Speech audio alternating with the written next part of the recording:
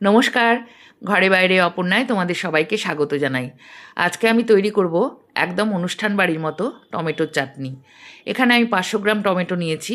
এখন কড়াতে দিয়ে দিলাম 1 চামচ সর্ষের তেল। তেলটা গরম হয়ে গেছে, এর মধ্যে দিলাম একটা শুকনো লঙ্কা আর একটু পাঁচফোড়ন। এটা একটু ভেজে নিয়ে এর মধ্যে আমি ছোট ছোট টুকরো করে টমেটোগুলো দিয়ে দিয়েছি। দিলাম অল্প একটু নুন আর দেব একটুখানি হলুদ গুঁড়ো।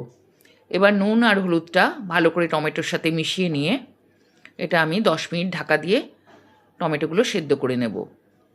10 মিনিট বাদে ঢাকাটা নামিয়ে দিলাম। টমেটোগুলো সেদ্ধ হয়ে গেছে। এখন খুন্তি দিয়ে আরও ভালো করে এগুলোকে ম্যাশ করে দিলাম।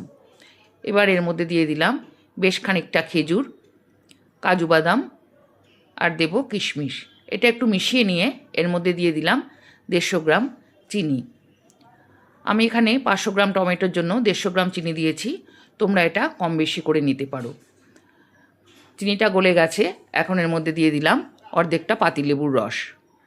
পাতিলেবুর রসটা দিয়ে একটু ফুটিয়ে নিয়ে সব শেষে দিয়ে দেব টুকরো করে রাখা আমসত্ত্ব। আমসত্ত্বটা সবার শেষে দিলাম, কারণ চাটনিটা খাওয়ার সময় আমসত্ত্ব মুখে পড়লে খেতে বেশ ভালো লাগে। চাটনিটা তৈরি হয়ে গেছে। এখন ওপর থেকে পাঁচফোড়ন ভাজা গুঁড়ো ছড়িয়ে আমি এটা নামিয়ে দেব। এই রেসিপিটা তোমাদের ভালো লেগে থাকলে অবশ্যই আমাকে একটা লাইক, শেয়ার, কমেন্ট করে দিও। আর যারা আমার চ্যানেলটাকে এখনও সাবস্ক্রাইব করোনি তারা সাবস্ক্রাইব করে দেওয়ার অনুরোধ।